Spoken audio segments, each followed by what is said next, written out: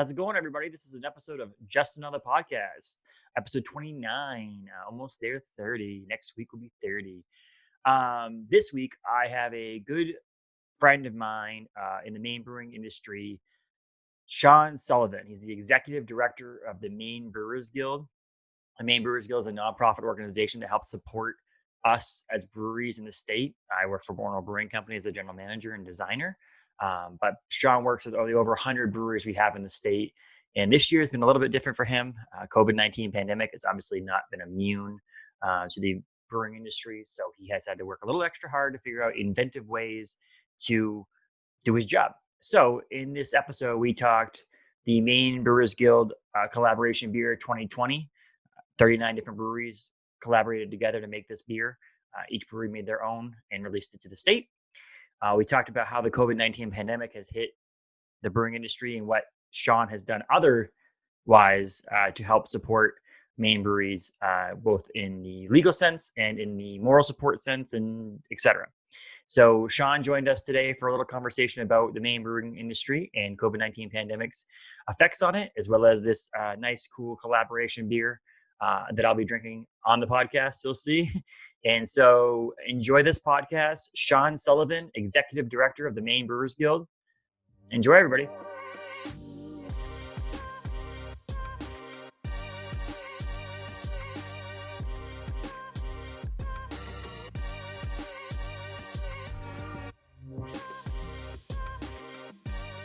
How's it going, Sean? It's going pretty well. Monday morning. It's raining, I guess Monday afternoon. But here we are. It's getting to be December. I was going to say Monday afternoon because I am drinking a beer and I don't want people thinking that I'm drinking it at 9 o'clock in the morning. I've got my kombucha going, but I've just finished up a lunchtime run here, so I'll get there. I'm a reasonable person. I give it to at least 3 p.m. At least 3 p.m. It's funny because I do these recordings on Mondays and I always tend to have a beer during it. And I'm always like, it looks so weird because like I don't drink at 1 o'clock in the afternoon normally, but every Monday it basically has now become a tradition to drink at 1 o'clock in the afternoon. I hear you. It's the flow of the week. And it seemed like you could have done it with working from home with the COVID situation. You could have been able to, we could have fallen and slipped and been like, 4 o'clock. 3 o'clock. 2 o'clock. Yeah, noon. It's true. I think everybody's expectations for themselves of what their life would be like if they worked from home, as somebody who's worked from home for a long time, versus what it's actually like. The vision of like, I'm just going to put my favorite show on in the background, or I'll have music playing, or I'm going to have a beer at lunch. Everybody just ends up having to do the same stuff they do, just in a different location. And I think it's maybe more romanticized or perhaps the exact opposite than what the reality is. So I learned that I didn't move as much.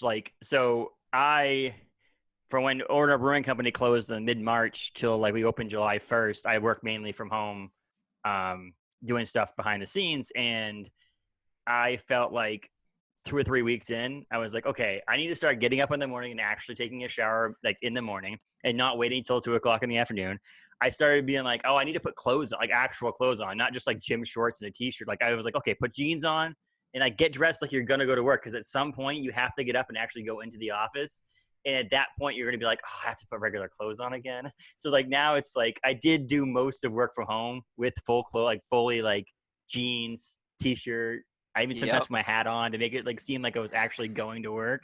But yeah, I mean, Heather Firth and I talk about how sometimes working from home, time moves faster.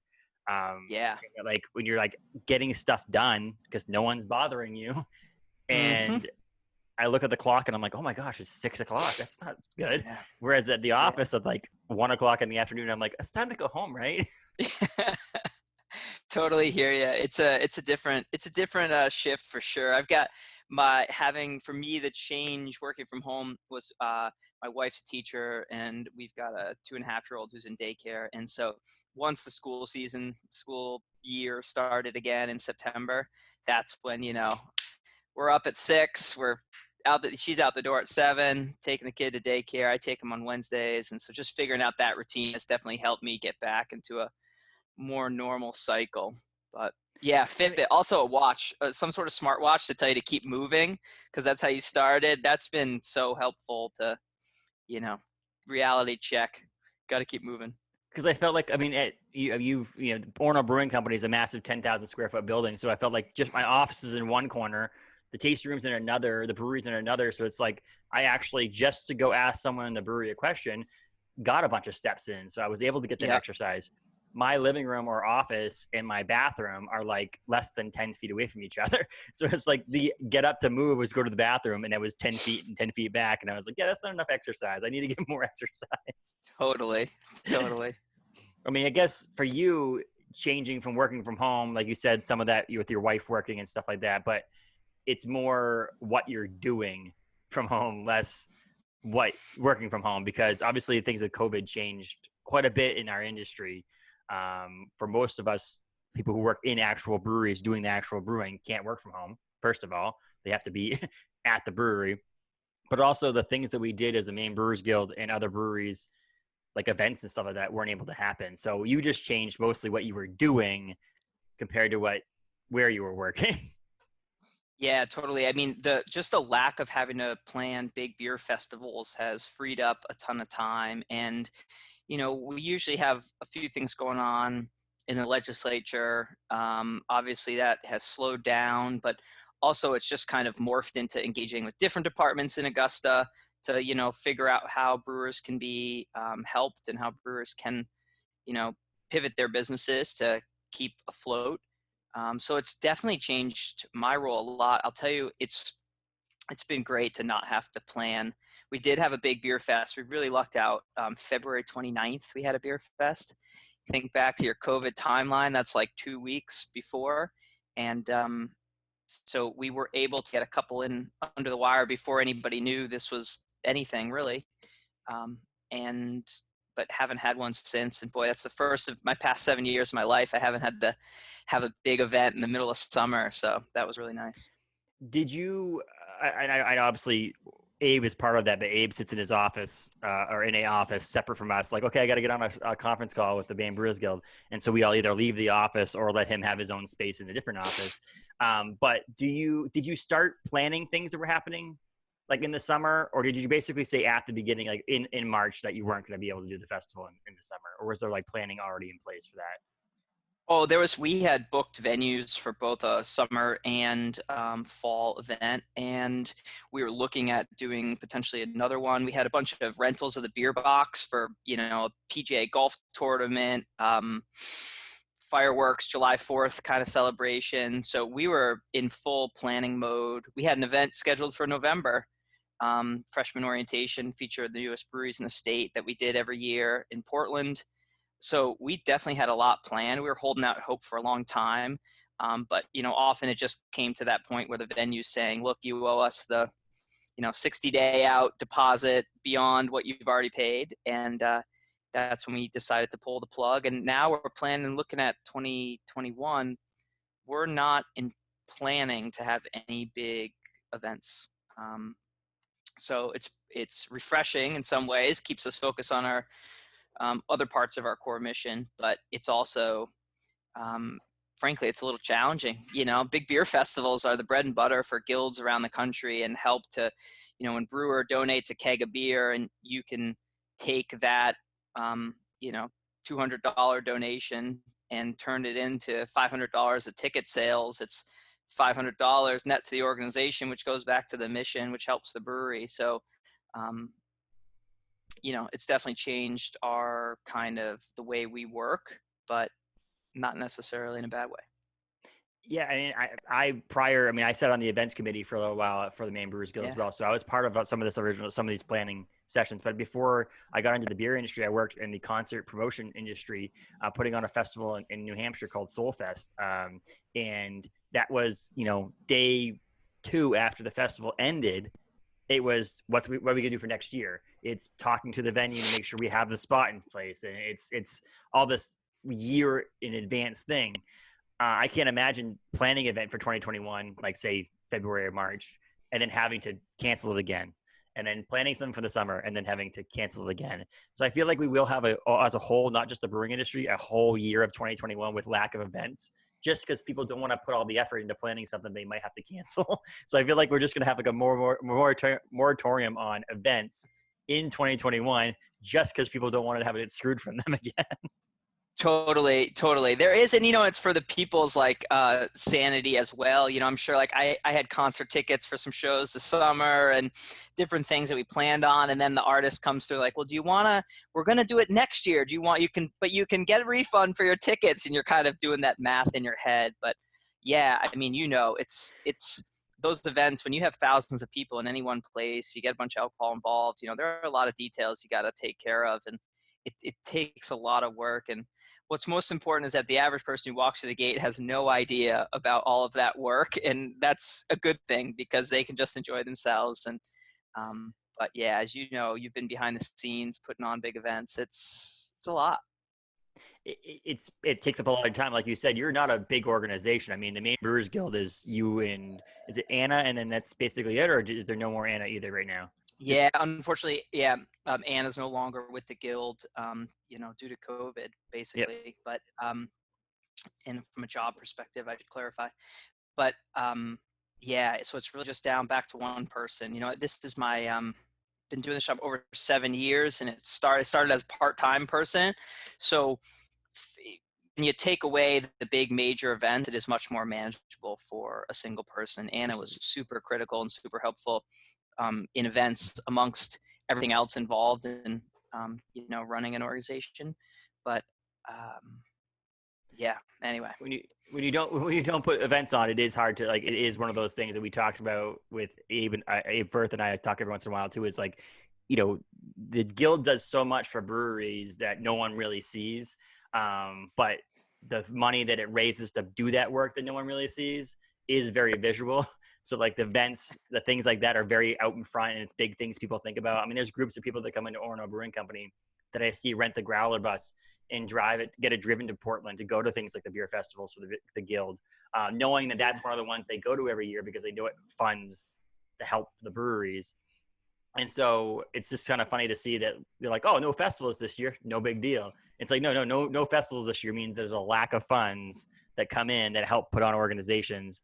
And in your sense, it did help, and not hurt, but like it affected someone personally too. And so it sucks that we're all dealing with this now. And I just think that hopefully one of these days we'll have another beer festival and people will be really excited, because it's like a pause from beer festivals, not overloaded from beer festivals, a pause. And then all of a sudden I know where they're back again, and you get to pick which ones you get to go to and all that stuff. So that will be exciting. When that happens is yeah, I think there's definitely still some fun events to come. And I know I'm legitimately looking forward. I totally agree. It's kind of you'll appreciate it much more having not had them for a year or so. But yeah, I think there's many more beer events that will be a lot of fun to come. And so, I mean, just so an example, if someone's listening that doesn't know what the guild does, like a little bit, just so you step back a second, what is the guild's responsibility to the breweries, to the state, to everything else? Yeah, good question. So we're a trade association. So essentially that means, we're looking after a bunch of people who are employed in the same industry. And obviously it's brewing in this case. And we qualify for a nonprofit as a part of that. We're not a charity. So if you give money to the guild, you don't get a tax deduction, which makes sense because we also do some lobbying as well. Alcohol laws, mostly at the state level. So we're involved up in Augusta and just trying to pay attention to what's happening. Everything from, the bottle deposits last session, should you pay 7 cents? Should a brewer have to pay 3 cents? How does that all work? A lot of stuff that frankly is pretty boring for your average beer drinker, but may or may not impact them. And so taking a step back, the guild's mission is to promote and protect the Maine's craft beer industry. So on the promote side, we're putting on events, acting as a spokesperson for the industry. On the protect side, that's working up in Augusta. It's also engaging with our Congress people as well to kind of advocate for things that will help brewers. And, ultimately I view it more though, so as kind of like the hub of the wheel. If each of the breweries are spokes on a bike wheel, We want, if they want to connect to another spoke or they're looking for something on the rim, we're able to, if they come to us as kind of the hub, we're able to kind of point them into the right direction. So helping to clarify laws, reaching out to, liquor enforcement on their behalf, or connecting them with a lawyer or an accountant. All those sorts of things are what we're doing. So we're doing all we can to make Maine basically the best state for craft beer in the country, and one of the top destinations in the world for craft beer tourism. And so those are some goals we established a few years ago, really because we feel like with so many small breweries in Maine, we knew that bringing people to their breweries, that's how they're making their money, which is also a real challenge right now. But so we've been really focused on trying to get people, when they are visiting Maine, to visit a brewery, and if they're, thinking about visiting breweries, to put Maine at the top of their list. And it's something that I think that, again, unless you work in a brewery, you may not immediately understand unless you heard this explanation to people. But I hear about the guild, A, because Abe sits on the board, but B, because it's part of the everyday life at the brewery. You ask questions on our classifieds and board on Facebook that are as private for anybody who's in the guild. Those kind of things are amazing. But just questions we have. Hey, is it legal for us to do this? Instead of having to try to reach out to some sort of actual politician or someone in the law, we can just post it really quickly, and either the answer really quickly, or someone knows the answer really quickly, or someone else in the board knows, or the Maine Brewers Guild knows the answer. It makes it so much easier for us to do our jobs. Yeah, that's a goal. It's kind of like the grease to keep everything moving forward, basically. And so, yeah, like you said, we've got that private Facebook group just for brewers. So that's like a safe space where they can ask questions, and whether it's, I need someone to find me to buy labels from that's local for my cans and bottles, to, who do you guys call for, you know, drilling out floor drains, and it's kind of everything in between. And what's been awesome is, the folks who started the industry in Maine really paid it forward. And sometimes amidst the kind of rapid growth that we've seen in any industry, but here in the beer industry in Maine, a lot of that can get lost. And what we've been able to do is kind of keep that pay it forward mentality and that community kind of collaborative spirit alive, even amidst just an aggressively increasing kind of competitive marketplace. So it's fun. You get to be the steward of such an industry that represents so many values. I think a lot of Mainers, hold dear, just kind of like making good products, being honest, being available to meet, not just the product, but the people behind the product. And I think, I think that's part of what's attracted so many people to the craft beer industry here in the state. I think 2008, end of 17, or like end of the summer of 17, or it might have been the end of the summer of 18, was the first time I was working at the tasting room in Bangor for Orno Brewing Company, and someone came in on a beer vacation from Canada.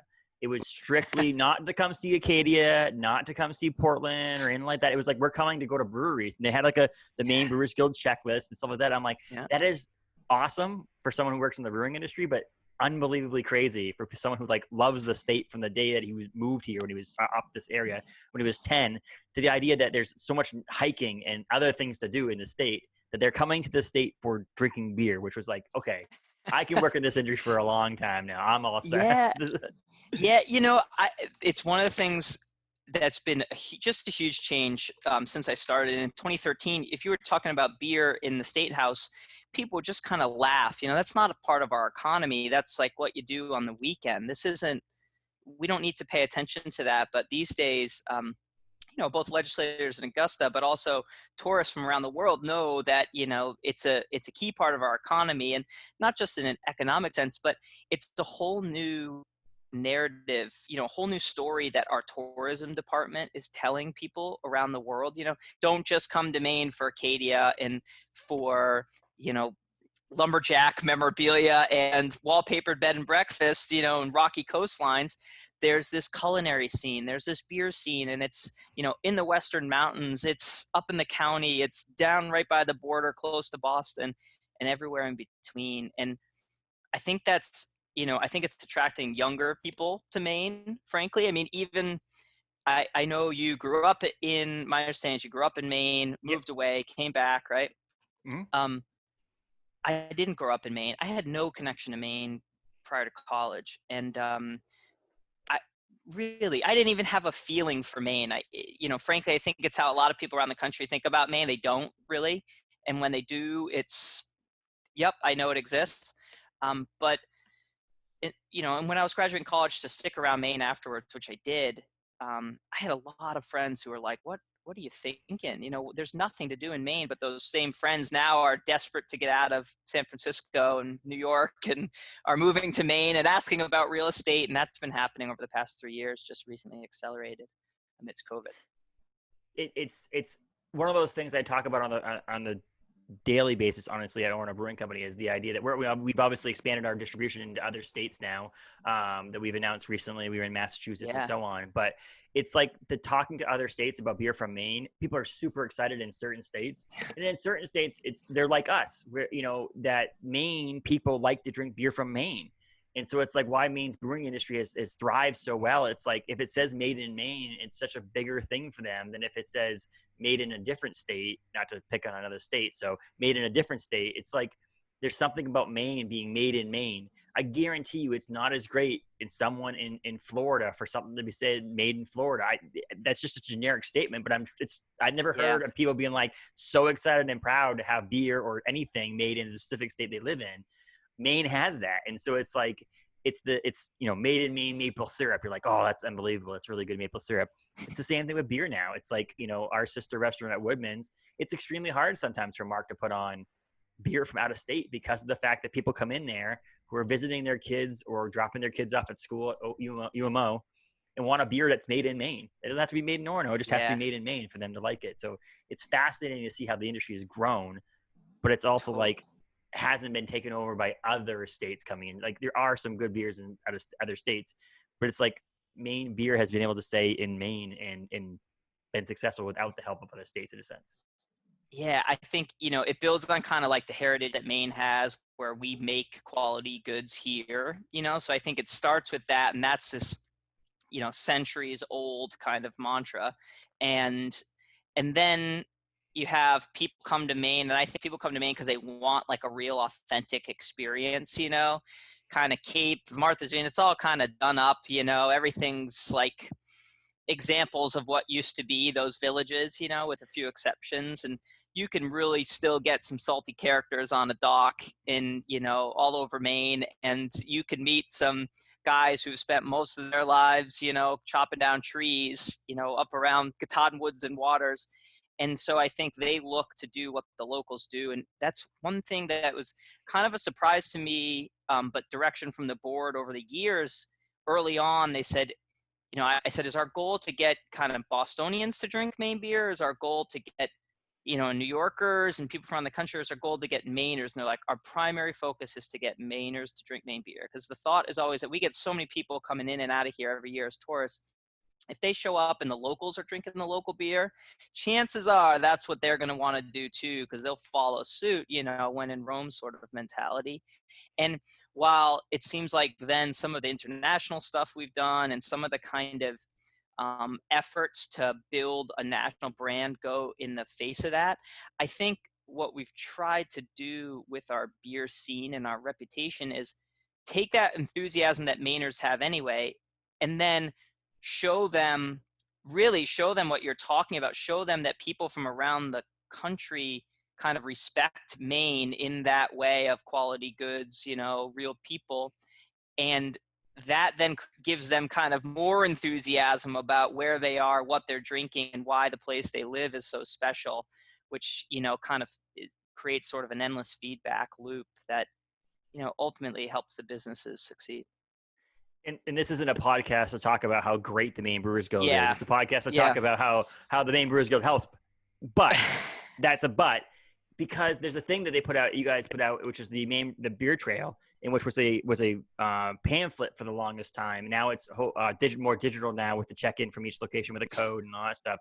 But the number of people who will come to Maine, not just to visit one location, like if you're coming to buy LL Bean, you're likely going to hit LL Bean in Freeport. You're not going to the outlet in Bangor, Maine. You're likely going to LL Bean in Freeport.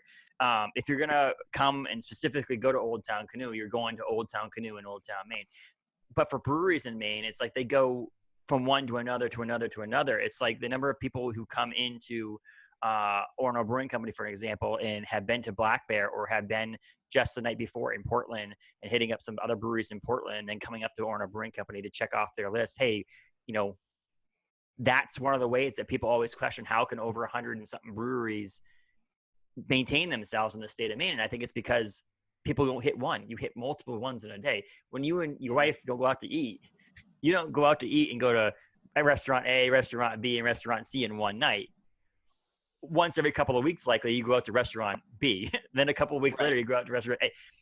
Maine, it's like, hey, we're going to go to drinks tonight. And you hit 4 breweries now in one night and get a couple of beers at each place. And you're excited and you meet new people and see, other things. So something about Maine is just, you're not going to just come to one spot either. You're going to hit multiple spots along the way and get the entire experience, get a lobster roll in your route, your journey. And experience Maine in varieties of breweries too, not just a sole specific type of brewery either. You have different small breweries, large breweries, all that stuff. So there's something about Maine that speaks to all that. And I couldn't be happier working in a brewery in Maine compared to a brewery in another state today. Yeah, it's true. It speaks to that collaborative spirit. It's really, it's kudos to the Maine Brewers, because it's really hard to be in a competitive marketplace and still kind of have so much respect and support for your fellow competitors, and knowing that the a tasting room person, something might recommend another brewery. I mean, I have never once in my life finished at a restaurant and then asked the waiter where else I should dine. But I have so many times on vacation, gone to a brewery and said, what's another brewery I should check out? And so it's part of, I think, kind of like the national culture around craft beer, but I think Maine really takes it to that next level. And that's what we found too, when you have a brewery that opens up in a really rural location, like maybe at the end of one of our peninsulas along the coast, and then another brewery opens up in that, on that same peninsula. And at first, I think a lot of brewers' first reaction is, oh man, I just got my sales cut in half. But what they find is that more people are willing to make the trip down the peninsula and visit 2 breweries versus just one. So yeah, that's something you have to steward. And I think it speaks so much of the values of the brewers and the people involved in the community that it still exists so vibrantly in our state. It's funny how you mentioned that, because I used to work for Best Buy. My first job as 18 years old was at Best Buy. I worked at the Geek Squad. They stole, Circuit City stole me from Best Buy. Basically, one of the employees at Circuit City looked at me and said, hey, you want to make more money over at Circuit City?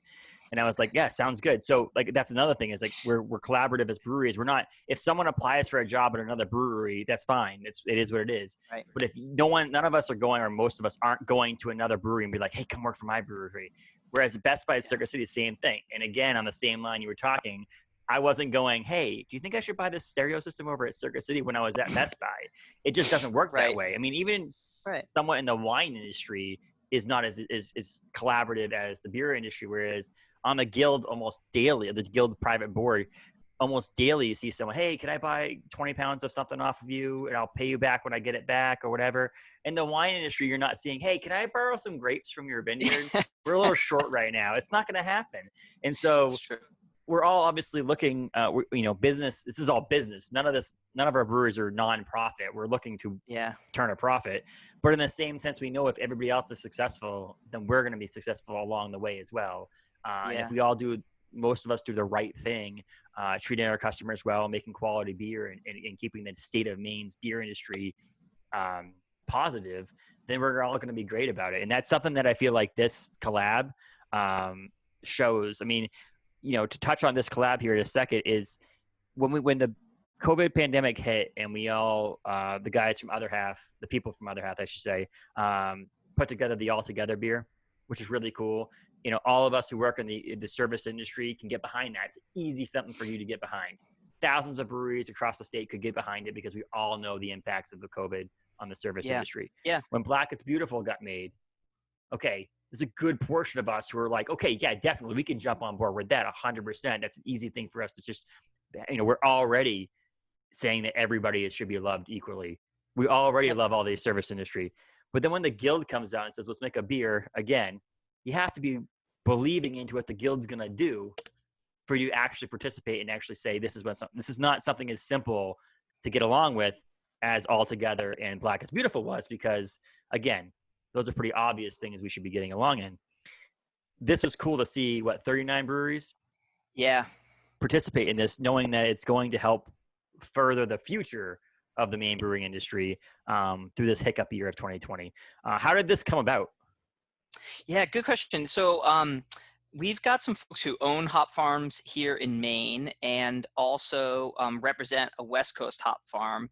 And they said, look, we know how Maine brewers are doing. We're out trying to visit them, all the time. And we really want to do something we could help. Could we offer you some hops, or, how could we make this work? And then at the same time, we had a couple other folks, like the folks up in Mapleton, the county at Maine Malt House, saying the same kind of thing. Hey, we're looking at 2021. We've been talking to a lot of our brewer clients, and is there something we can do to help the guild, help our brewers? And so I don't brew beer. I'm not a professional brewer. I don't own a brewery. I don't work for a brewery. I've never worked for a brewery.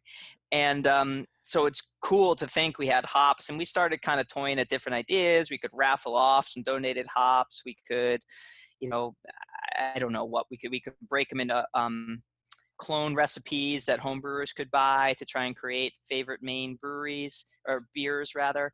But ultimately, we decided a collaboration brew. But then you're kind of wrestling with, how do you do a collaboration brew, which traditionally is like one brewery shows up to another brewery's brew house and literally brews it with them side by side. Obviously, that was going to happen.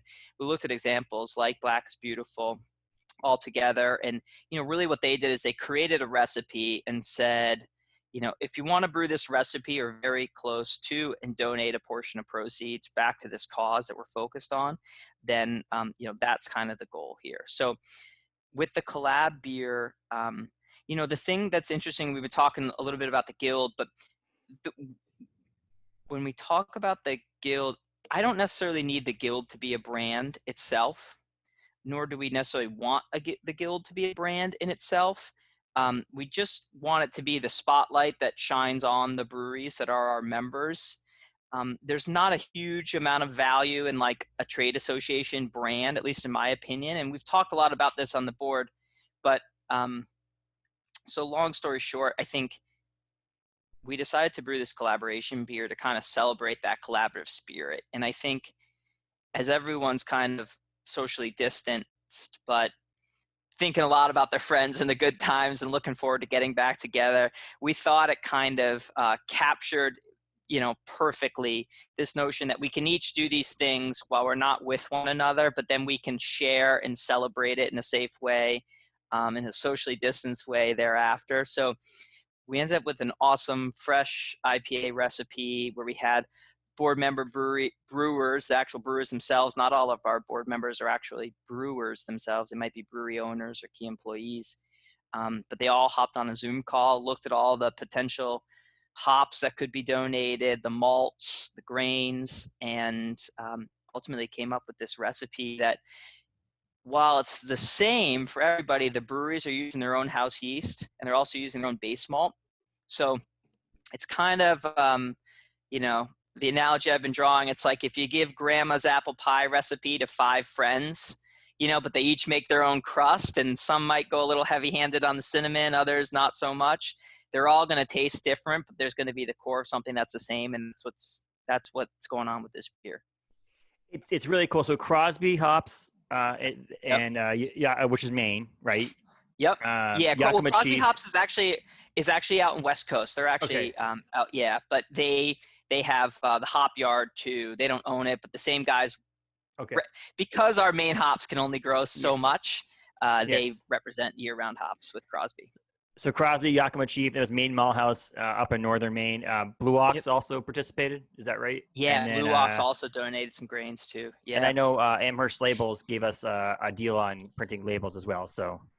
Yeah. So then, we started telling some of our allied members, the folks who aren't the brewers, but are involved and support our industry. And Amherst Labels out of New Hampshire reached out and they're like, hey, we'll run, basically these labels at cost for just about every brewery. And we'll, even chip back some money to the guild for any brewery that works with us on them. So I love the label art. Shout out Parker Olin Yeah. from Massland. And man, he is making some killer stuff. I've already had like 5 emails. Are you selling t-shirts? Are you selling hats? And we thought about it. We're not planning on it right now, but we do think we're going to do another collab beer too in 2021. But Parker is, first of all, it's really annoying because I have a person that works in the brewery's name's Parker, but also I communicate with Parker Olin a lot from Mass Landing. Parker and I go back a couple of years, basically since the beginning of me working at Orono Brewing Company. Parker and I have been in communications and good friends. We both designers, the label designers for our breweries. And so, but it's funny, I showed this to my man. So I'm general manager of Orono Brewing Company now, my tasting room manager, Cassie. And I said, hey, look at this new can. It's pretty cool. And she goes, oh, it looks like a Mass Landing can. And I was like, that's pretty funny how you're getting the design sense out of that. But that Parker is and his cans are so amazing. There's not a can that he's ever put out that hasn't been like, noticeable. He does great work for Mass Landing. So it was really good to also see a Maine designer do this. One of the things that I had brought up to Abe as well at some point, it would be kind of cool to see all the non-brewery employees, designers across the state to put in an idea for next year's collab to say that someone else that's not part of the brewery industry gets to design the label. But I like not that I don't like Parker's. And worth mentioning, OBC's labels are absolutely killer as well. But that actually that actually reminds me just of another thing I think is important about is the fact that every brewery is putting it out with this label, the same label. I mean, how much, just like you're mentioning in your story, Mass Landing labels are pretty easy to recognize on the shelf. A Maine Beer Company label looks very different than an Orono Brewing Company label, looks very different. Then a Mason's, then, Tumble Down and everything in between. And the fact that they're all willing to do it with just a small black and white logo from their brewery on the corner really speaks to kind of the understanding that, craft beer is still such a small part of the overall beer market. And there are bigger fish to fry than just, your hometown next door neighbor competitor. So yeah, it's really cool. I like the idea about the label. Do you know Geary's did that for a number of years with Mecca? Oh, really? Oh, nice. I didn't know that. College of Art. Yeah, they put out for their summer ale logo. They do a contest every year, and they offer a small scholarship for the winner. So maybe there's something we could do in that regard. And there's a lot of people who would just like to have their artwork featured. So it's not like, I don't like, there are breweries in Canada that have like different artwork on all their cans. They do pay those artists, which is amazing because I feel like that's necessary. If you have someone design your artwork, you pay it. But it could be something along the lines of a Mecca giving someone a scholarship, or even just a small fee, or just say, hey, would you like here's a small fee, but you have the option to donate that back to the Brewers Guild to have your artwork designed on there. It may lead to other customers or whatever. I mean, for me, before I worked as a brewery as a designer, I would have just loved to be able to do the work so that thousands of cans across the state had my design on it as a donation to the guild. But it's pretty cool that Parker, obviously Parker, and it also has the new, it's hard to see because of my lighting, but the new Maine Brewers Guild logo on it too. Yep. The updated logo. Yeah. Vintage one behind you. Which I need to update on my banner here. I totally agree. I think, this is one of the shifts though that our industry, I think, has made for good reason over the past, 5-10 years. Is it's really, a lot of our brewers start out as kind of bootstrapped operation. And the guild, when I started, like I said, a part-time kind of thing, it gets to a point where I do think it's really important to frankly even stop asking people to, design a label for you. For us, it was like event posters and things. And so we've really made a concerted effort over the past few years to say, like, look, here's what we're looking for. What are your rates? We'll pay you for your work. And occasionally we still get someone proactively, Parker in this instance, said, I want to do this. I love the guild. Can I throw you a few mock-ups and get some feedback on it? But I totally hear you, Justin. Why we love to still get some help. I think it's important for our industry as we mature to make sure that we're willing to, pay for good work. It's what we're doing with our craft, but you can get cheaper beer in Maine than OBC, than any other, Maine brewery. but you guys know the effort that goes into it, and we are beneficial. Some of our breweries, Mass Landing as one, and our brewing company is another. We, talking about myself, but we employ people in-house to do the labels. That's not the same for some of these other breweries across the state, which is nice. So Parker clocks in the morning at Mass Landing, and he's designing labels and doing things like that for the brewery. So this is just part of his daily work. Yes, if someone was doing that above and beyond, you could ask some of these people donating hops or whatever, hey, can everybody throw in $25 extra as well? And that pays to the designer of the label or something along those lines. But bringing it out to the people across the state, there's so many good, talented artists. It could be someone who drew one, painted one, or whatever it may be, and then ask to, people could vote and all that stuff. I think it's just kind of a cool idea that could go into it. Obviously, if Parker wants to do it every year, I'd absolutely be okay with Parker doing it every year because this is amazing.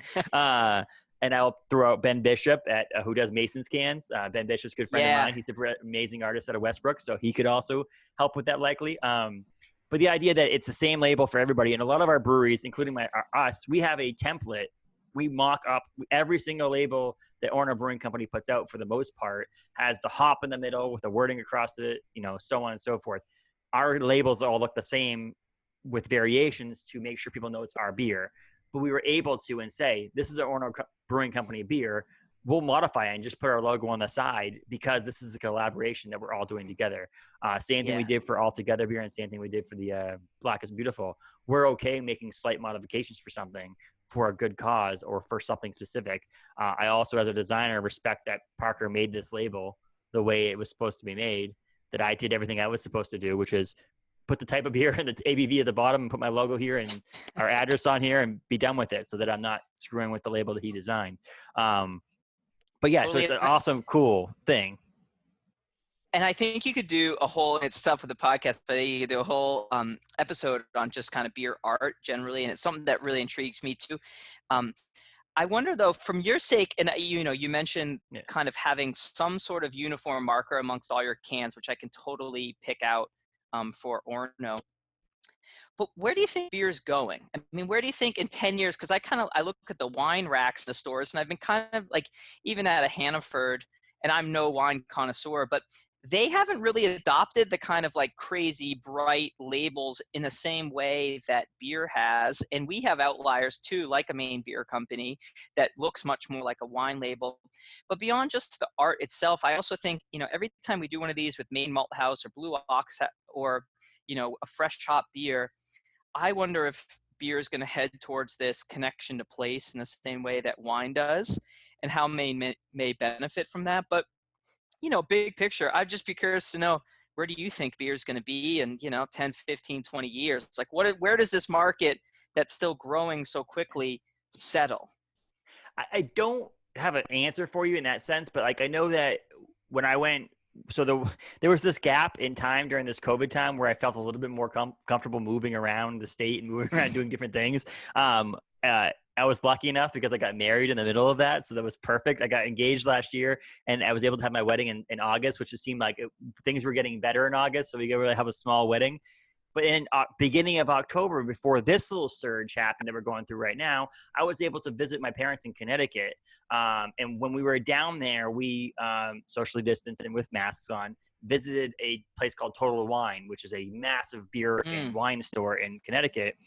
And I just wanted to watch my parents from the corner of my eye, how they were going over to recommend a beer to me to buy.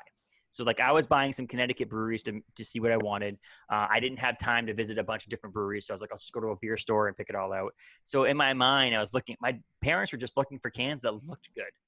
Had nothing to do with the style of beer or the brewery it came from or whatever. It was a visually attractive can on the shelf that pulled them towards it. My brother's a basketball fan. They had Dream Team, which is Lone Pines beer. That was on the shelf. He went directly towards that because it had that homage to be the NBA Dream Team.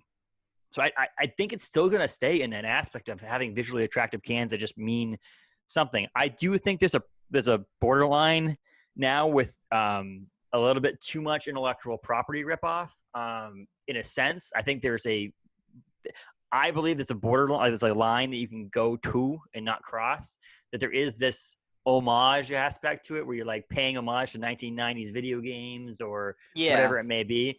But then I've seen some Instagram posts of people who literally take the Teenage Mutant Ninja Turtles and put it on a can and say, this is a beer to put out there. And it's like, no, that's like stealing from someone else. So there is the line in your artwork that creates it. I don't know. I think there's a part of it that it's something with the beer shelves nowadays. There's so many breweries on one shelf. You have to figure out a way to determine how people are going to buy your can and separate yourself from anybody else without tasting the beer. And part of that is the styles. I mean, my style versus Mass Landing and Parker style versus Ben Bishop style are all different. So how am I going to be able to pull someone in to grab a beer that I designed or I'm trying to sell? I think it's still going to have that off the wall, try to figure this thing out. But like, but the thing, I love Maine beer companies bottle labels as well because they're simple.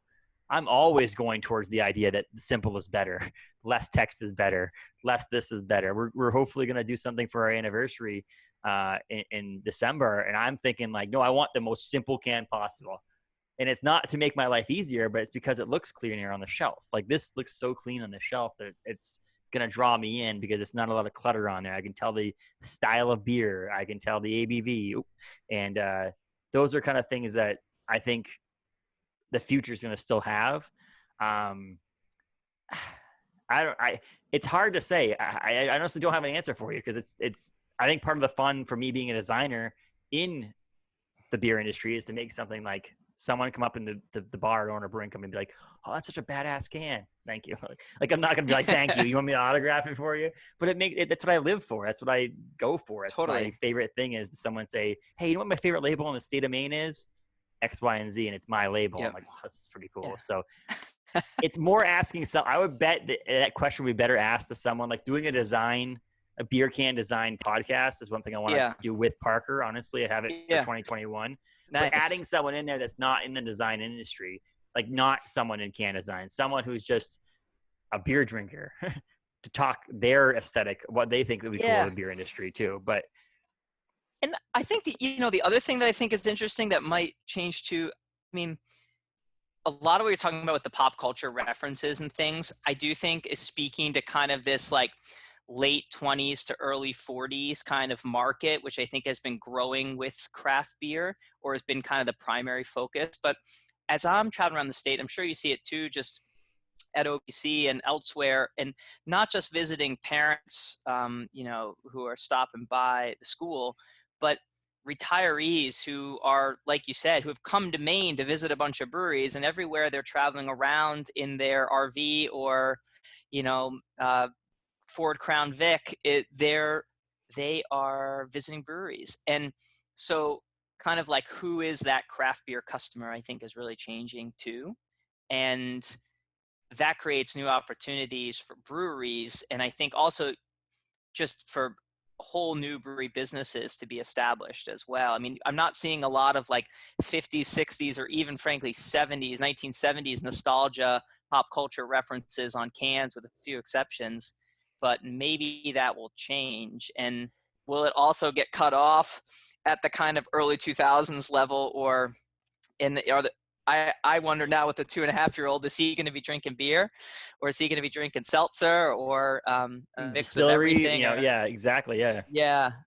Well, I mean, if you think about what you're saying there, in an aspect of it, if you think broader for New England, you talk about your biggest, your big, humongous all-star breweries in this New England area.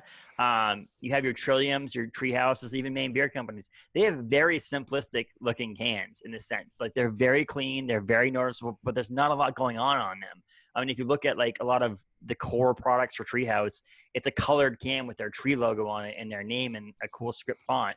For Trillium, for an example, in Boston area, they have a very simple, like sketched out, very simple lines on a gray can with the word Trillium on it and their wording on it. Maine Beer Company, again, a white label with the simple. So it could veer towards that. I mean, I think part of it could be not just the company, the brewery, but more the style of beer that you're making. Like if you're making a stout or a brown or a red ale, it may need to have that, 60s, 50s, 60s, 70s style to it so that it goes to the people who are drinking beer from that era. Because if you think about your New England style IPAs, and your IPAs are more your 20 22, 23, 24, all the way up to 35, 40 years old. That's the people who are drinking the IPAs. Where if you're anybody over 40, some of them do. But my best friend, my best man at my wedding hated IPAs for the longest time until he started drinking more of them. He's still a big stout person, but he was born in the 60s. So like, Yeah. he's going to go towards a can that attracts him. If he had some sort of 60s reference on it or 70s reference on it, in all likelihood, he's going to pick that can up and go, oh, sweet, it's a stout, and be happy with it. So it may not be the actual brewery per se, but it may be the style that changes. And the IPAs still have the cool, colorful cans. Stouts have, something, it's simple. Because, I mean, even people like our friends at Bissell, but they created a great brown ale that just came out. It's like, those guys are traditionally New England style IPA since the beginning, and have a classic good brown ale out. It's showing that there's some other people out there that want to buy their beer. They're like, okay, now we have some time to make a brown ale, which is pretty cool. So I don't know. It's the future could be the style, not the actual brewery making different can changes. But it's also cool in the state of Maine. You see a wide variety of styles of beer. I mean, can styles and bottle styles. There's styles that are simple, and there's ones that are crazy off the wall. And it's really cool for me as a designer to see that. I mean, I do go for a lot of times what the beer can looks like before I do the taste of the beer. I'm usually disappointed if I take the beer and I'm like, oh, that one's not for me. But the can label's awesome. I'm like, oh, God, why wasn't it a home run? Yeah, it's a book by its cover kind of situation. How many breweries are in the state of Maine now? Do you have that number off the top of your head? Yeah, we've got, it's like 153 is the latest. And that includes, like we see places with multiple locations. So each of those locations count because they each have to be licensed as a brewery. But that helps us to show. That's how we've always done the count, because even though some breweries are opening up multiple locations, it speaks to kind of the growth more broadly of the industry. So but what's cool is, and I gave a little chat for our Chamber of Commerce here with some stats. And I actually had a bunch developed for this beer conference that we do in February, but didn't get to present them. But what's been interesting is that the total quantity, like in a gallons basis, of beer sold per brewery has stayed about the same, which is to say more people are drinking beer and more beer is being consumed overall.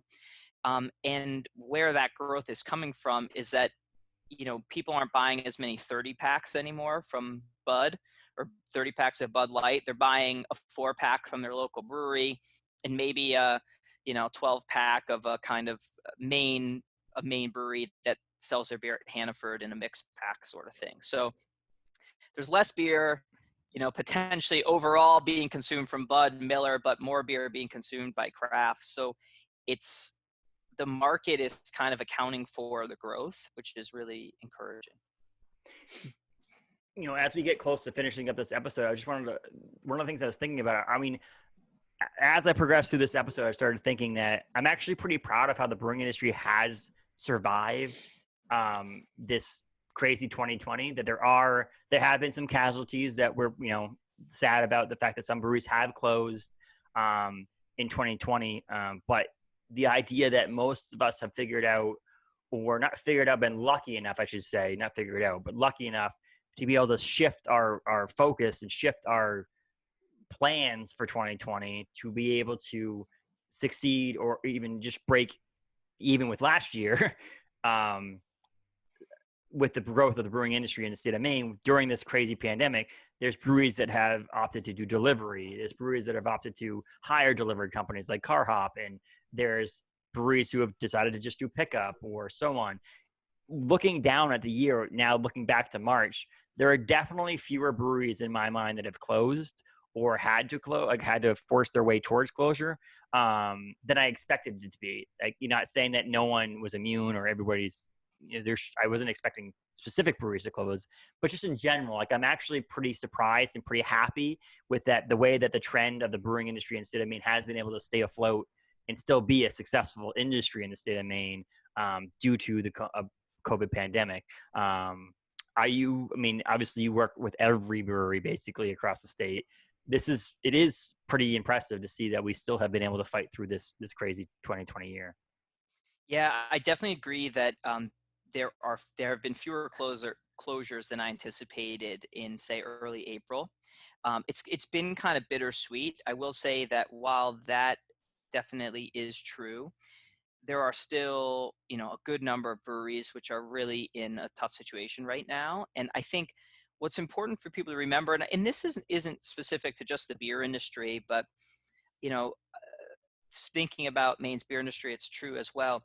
There's so many people. So one, a lot of the people who are opening up breweries aren't are not like Heather and Abe, where they, have a little bit of business experience. They've already run their own business. They're still young and they open up a brewery. It's more often these days a group of people, sometimes related, sometimes not, in their kind of 40s, 50s. This is a second or third career, and they're entrepreneurs. They're trying to start this business. It's their first ever business, and so they've made a lot of decisions based on the direction their business was heading. And any business at the end of 2019 looked back and said, "I'm growing. The economy's strong. We're moving forward." And that's a great time, particularly when you're in a manufacturing business like a brewery, where you invest in more equipment. You're buying that canning line, you're buying that new tank, you're building the new tasting room, whatever it might be. But um, then with COVID hitting, there are a number of breweries who kind of made that decision using strong business fundamentals, but now in a position where they haven't been able to support that growth.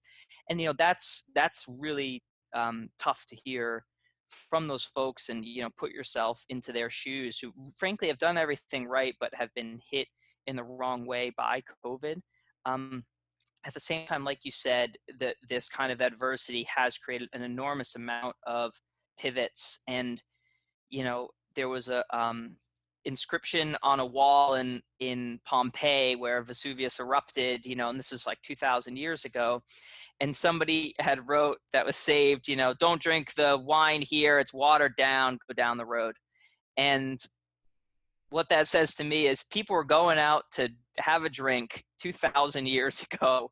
We've been through a lot since then. People are going to still want to go out and have a drink. People are still, drinking beer, finding their local breweries. And a lot of our breweries have spent the past 3 to 5 years building up that reputation in their small town as like the community gathering place, as a place where your nonprofit could do their fundraiser, as the donor to any charity in town that's doing a raffle, they'll donate something. And a lot of that good karma, so to speak, has now come back to those breweries. And I do hear a lot of really encouraging stories. So I think a long way of saying, those who have gotten through, and I think part of the result we're seeing of fewer breweries closing than anticipated is that these small towns have really shown those breweries how grateful they are for those brewery owners and those people working at those breweries being such good actors in their communities, and opening up that place on Main Street and keeping it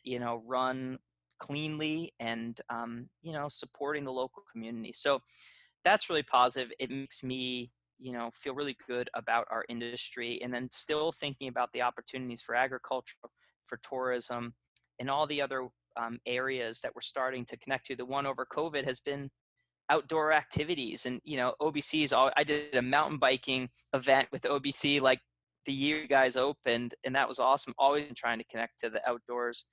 But a lot of people now who are looking to get outside, realizing that the only thing in the area is a little brewery, and finding a welcoming community there. So there's still room for it. It's going to be a bleak winter, but grateful for all the people still supporting Maine Breweries. And I will say that it did benefit a lot of us in the state of Maine that this happened when it happened, for the initial rush. Like the fact that we closed in March, and that summer was the time where we were able to open back up a little bit and do a little bit more service. Having it be the summer was helpful to a lot of breweries across the state. I mean, if this were to happen at the end of July, and so through winter, there might have been a different effect on it. The weather did definitely help a lot of us breweries across the state. But I will say that I saw one of the groups on Facebook is that this person usually put out a list of their favorite beers to drink for Thanksgiving and for Christmas. And they opted to not do that this year. They said, what you should do is you should go buy a beer from a place that you would not want to be without in this world. So if you go to a specific brewery in your town that doesn't matter what beer it is that they have, buy that beer from that brewery, because if you don't want to have them no longer there anymore, that's part of the list. And I thought that was one of the greatest things that someone could say. Love because it.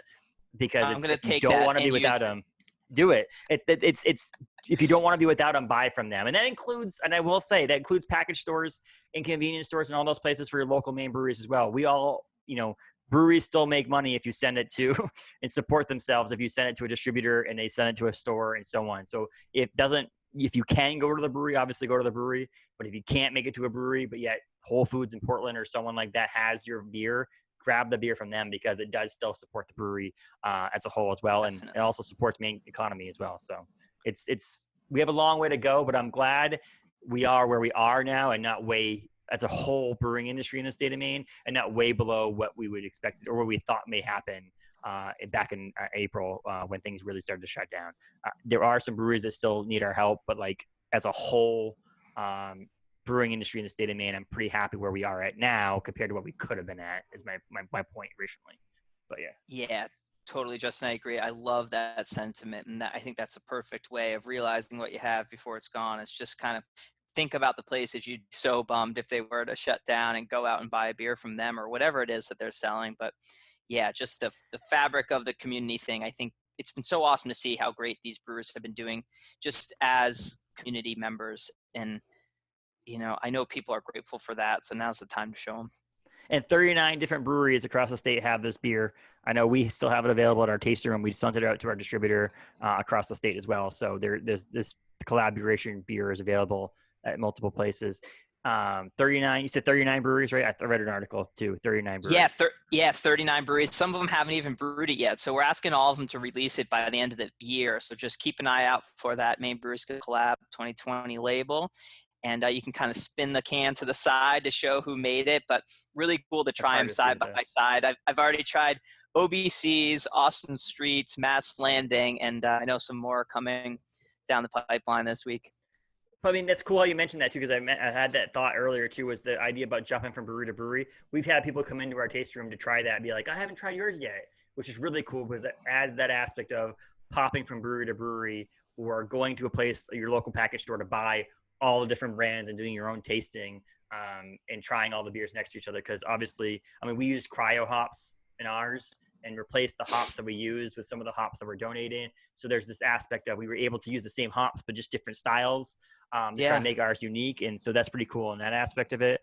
But yeah, it helps support Maine breweries in a sense, not directly, obviously does directly because we made the beer, so we have to sell the beer, but it also helps us support us in the future too. So it definitely is worth trying and worth picking up from all the 39 breweries. I mean, that's a good winner if you can try all 39 of them, right?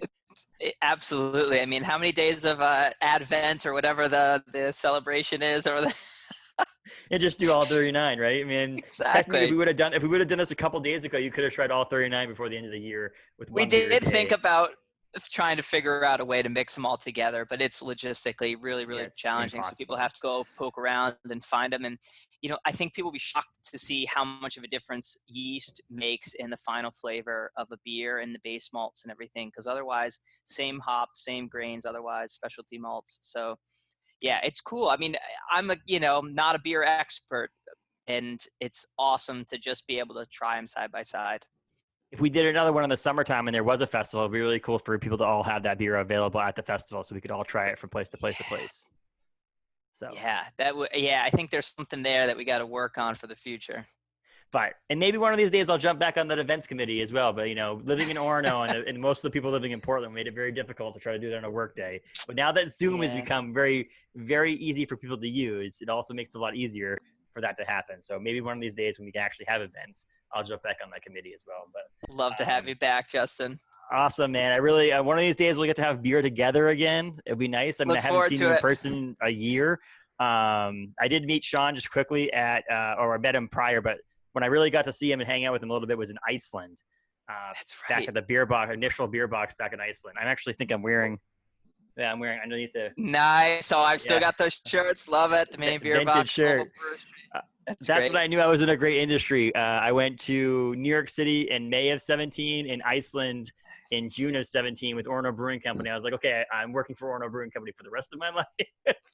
That whole experience was just, the whole Iceland thing was just awesome. And there's still connections to this day coming through from Iceland. So I want to bring my wife. We talked about it. I was like, when we can travel again, I want to go back to Iceland because of that time we were out there, and it'd be kind of cool to connect with another brewery when we were out there, to do something when we were out there. But it will be a couple of years before that because I'm also having a kid here pretty soon. So that's great. Excellent. Well, Iceland now has their own beer trail, which they modeled after ours, and their own Brewers Guild too, their Independent Brewers Association, both of which were things that we taught them about, and they started thereafter, and they started their own festival too. So we're still stay really close to a lot of them.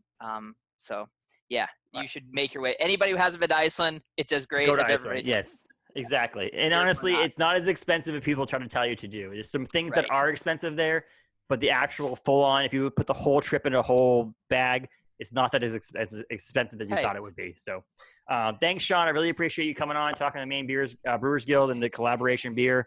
I hope you stay safe. You and your wife and your family are great through the holidays and stuff like that. I really appreciate you coming on. We'll have you again when we can actually talk non-COVID things in the future and actually have a beer. Maybe we can do this in person. But until then, thanks for coming on, man. Thank you. Thanks for having me, Justin. My pleasure. Cheers. Thanks, man.